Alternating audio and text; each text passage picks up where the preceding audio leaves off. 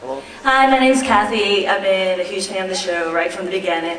And just for the past few seasons, you guys have had some really great guest stars like Trisha Helfer, Linda Blair, Billy Drago, Count Keith Rennie, my favorite. And I was wondering if you guys have plans for any more sort of loose cult figure guest stars for this season, maybe even somebody like Bruce Campbell?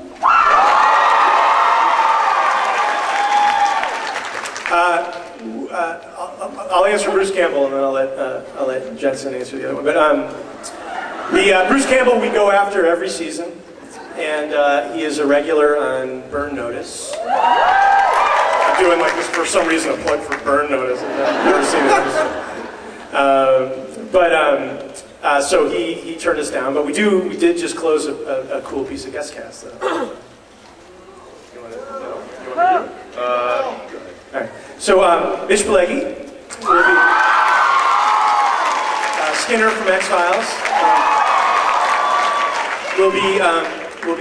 It's the time travel episode, and he is playing Mary's father. So Sam and Dean's grandfather is Skinner from the X-Files.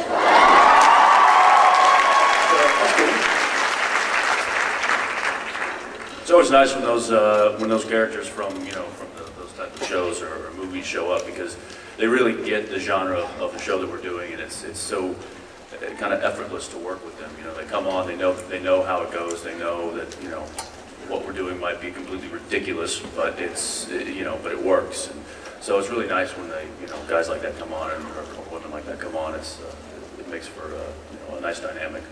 Ridiculous. Ridiculous. Son of a bitch.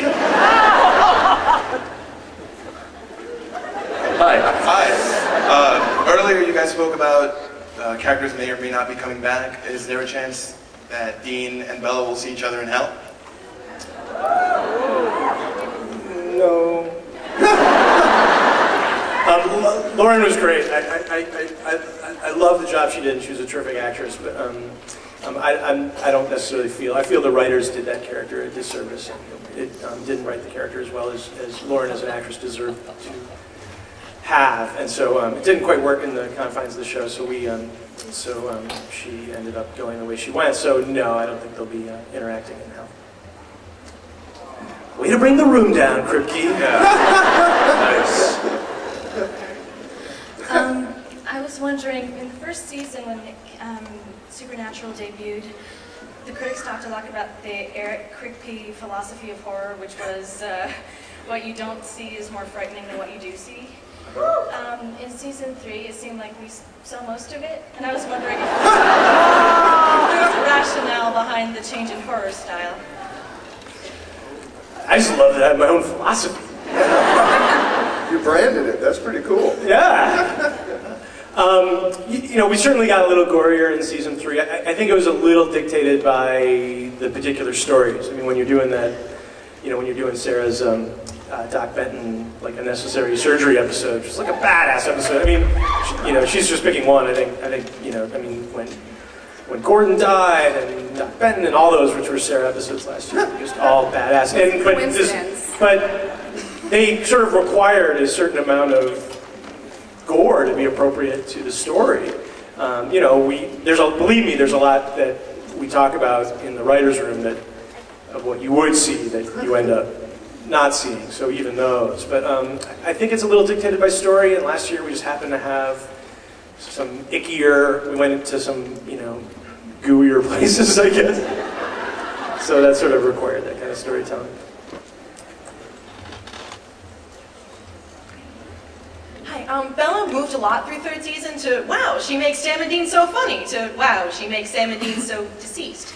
What prompted that? What prompted that in the creative process? I'm not sure I understand the question. What made she made them fun? What do you mean? She made Sam and Dean really funny in the beginning of the third season, and then she kind of made them more dead. So I was wondering how she moved as a character through the creative process, how you came to that conclusion that she would move that way. Well, seems when I start. Yeah, I think she. You created her. I know. It seems like a problem for you. No,